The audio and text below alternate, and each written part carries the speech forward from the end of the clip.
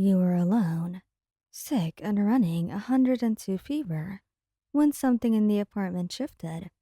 Not obviously, not in any way you could name, but your body registered it before your brain did. You reached for your phone with shaking hands and typed two words. Someone's in the apartment.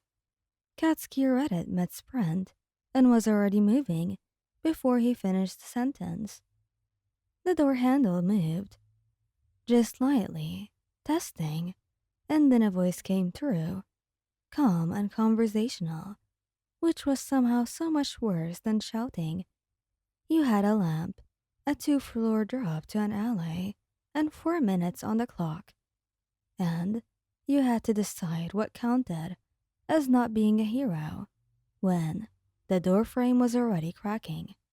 The notification came in at 11:40 a.m.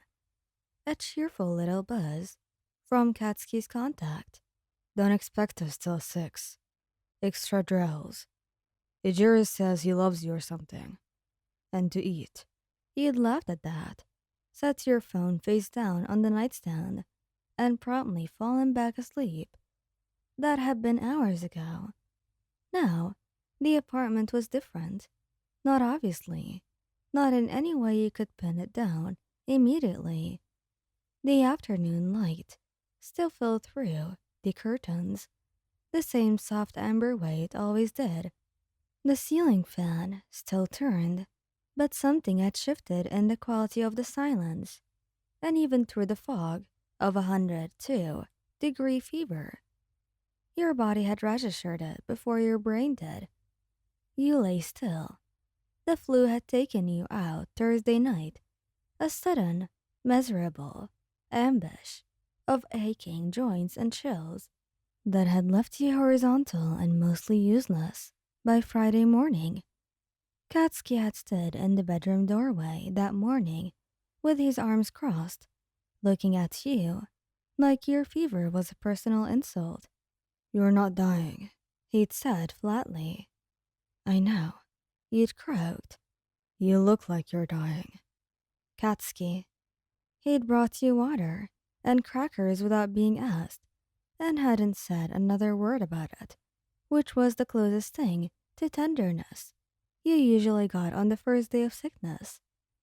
Ejiro had crouched by the bed, pressed his forehead to yours, checking your temperature with his own face, and said very seriously, "You're warm, babe," as if he'd made a medical discovery. You told them both to go to training. They'd argued, but you'd won, because you always won when you put your foot down, and they were both secretly enormous pushovers underneath all the muscle and bluster. So now you were alone, wrapped in 3 blankets despite the fact that it was not cold, and something in the apartment was wrong.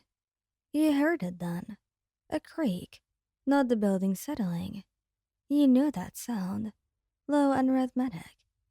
This was deliberate, weight on floorboards, like someone was trying not to make noise. Your heart rate spiked. You reached for your phone, 11% battery. You hadn't charged it because you'd been sleeping, and your hands were shaking slightly from the fever as you typed. You kept it simple. 2 messages, no punctuation, hoping the terror in your fingers didn't translate into typos. "Someone's in the apartment. Not joking." Katsuki's response came in 4 seconds. You'd learn later he had read it mid-sprint across the training yard, already moving before he'd finished the sentence. "Don't move. Lock your door now." You were already doing it, sliding out of bed on legs that felt like wet paper, pressing the flimsy push lock on the bedroom door, and then immediately feeling ridiculous because a push lock wouldn't stop a person determined to get through it.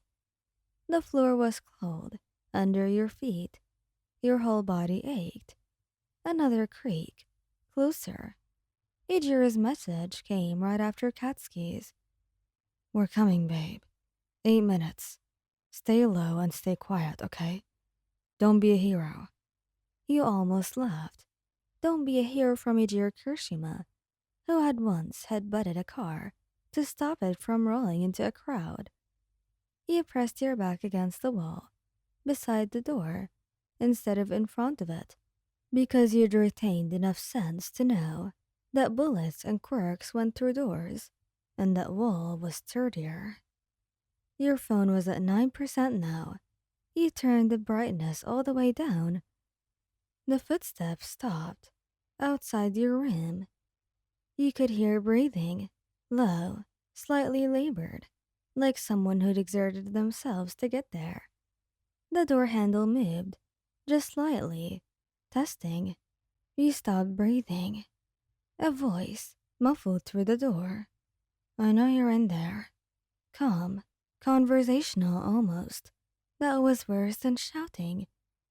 Bakugou's partner. That's worth something. Your phone buzzed. Katsuki. 4 minutes. Do not engage. Do not open the door. I will actually kill you if you open that door. The handle moved again. More pressure this time. You looked around the room for anything useful. Your eyes landed on the lamp on the nightstand. Heavy base, metal, and then on the window, which opened onto a drop of 2 floors to the alley below.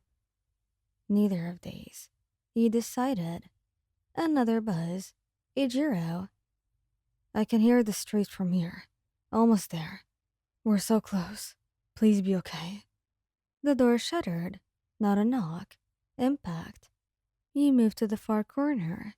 Put the bed between yourself and the door and gripped the lamp anyway. Because doing something felt better than doing nothing.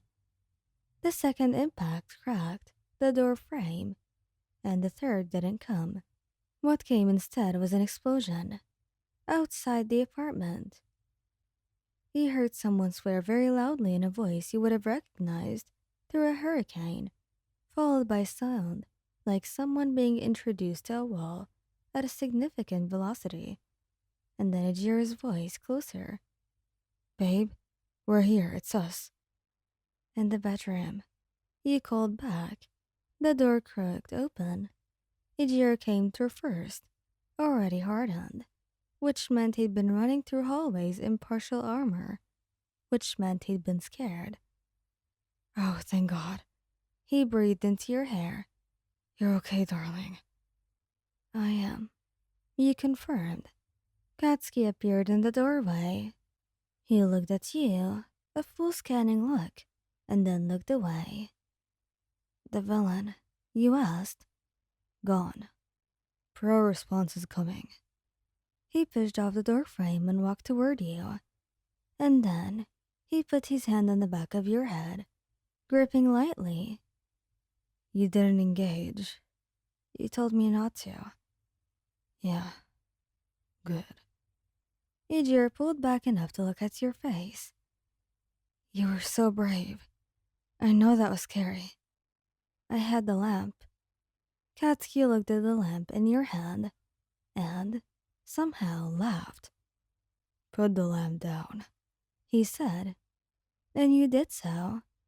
Ijiro was still holding you, and Katsuki stood close enough that his arm was pressed against yours. You're still running a fever, Katsuki said. I know. You're going back to bed. I know that too. Both of us are staying tonight, Ijiro said. Non-negotiable.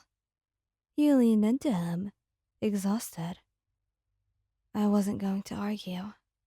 That's good, Katsuki said, and for once, he said it gently. Thank you guys for listening. I hope you liked this video. Please don't forget to subscribe, like, and share, and goodbye.